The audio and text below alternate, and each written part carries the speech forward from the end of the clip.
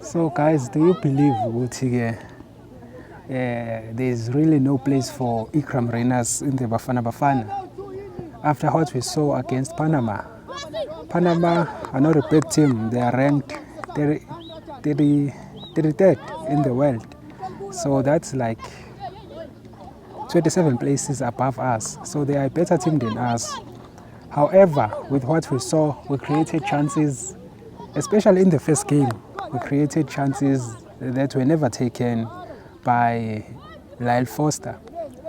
So I still believe ukuthi mina siyamdinga uReyners in the World Cup, and iBafana Bafana isazodlala some friendly matches towards the World Cup. So Hugo Broos must do the right thing and call Ikram Reyners to the national team because siyamdinga. Ngeke ungitshele ukuthi when they were substituting Lyle Foster against a good side like Panama, where he failed to score, you believed ukuthi uMakgopa was going to score.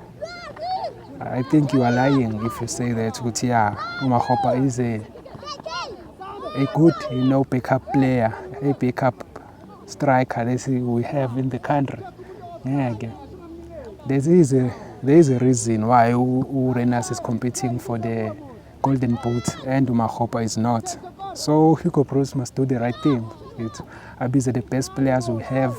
And so locals a sneaky chance to see Puma maybe, we group as runners up or as the third best placed team because the World Cup expanding. So maningi ama-team amathuba ukuthi siye goal.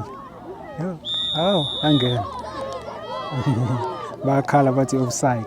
So as I was saying, we well deserve a chance uReyners. Ngeke nje singakhohlisani singabantu and singavumi futhi ukukhohliswa uHugo Broos. I'm not saying maybe amthatha amqalisa, maybe that's the issue. Maybe ke angene as a second half striker, if Lyle Foster ehluleka ukuscora maybe in the 75th minute.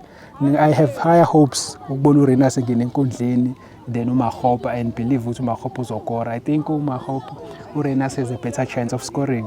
So especially if we consider ukuthi Bafana Bafana is a small team phela laphana ku World Cup and wonke ama-team will be looking to beat us, so bazozama ukuthi basidominate and sizodefenda most of the time. So if sidlala on transition ubani better? I think we all know ukuthi umfona lo akaReyners une-speed, so he's a better player than uMakgopa and he's also faster than Foster.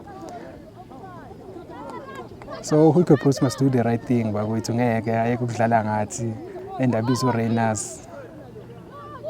Athathe 3 strikers because vele ngeke amshiye uMakgopa no Lyle Foster, lokho ke sesikwamukelile. Akathathe 3 strikers because vele ama-midfielder akawathandi. If ubheka isquad sakhe sijole kuba nama-midfielder awu-3 noma awu-4 phela. So akasacrifice laphana ukubizana nalama-forward amaningi angama-winger.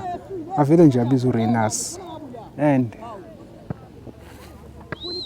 lokho kuzosinika i-opportunity ukuthi sihambeke maybe sifike kuma-last 16 laphana ku-World Cup.